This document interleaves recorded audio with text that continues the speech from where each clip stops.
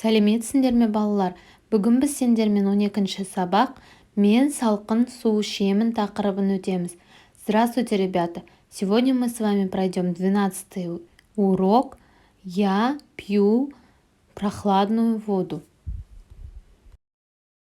Тыңда, қайтала, оқы.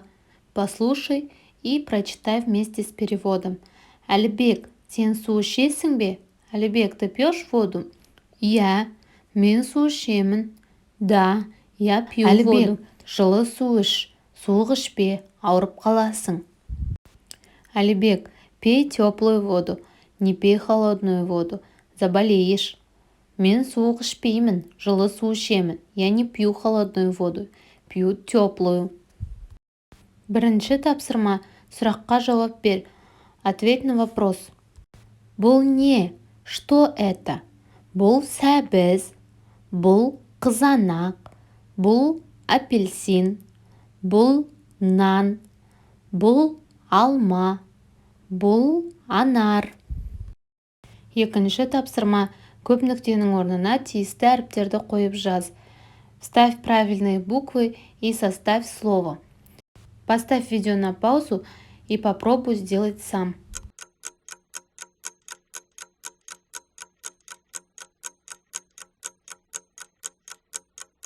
Шырын, тәтті, ішу, алма, дәмді, сәбіз, қызанақ, пайдалы, салқын, жылы.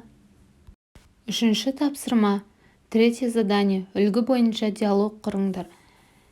Составьте свой диалог. Үлгі, пример.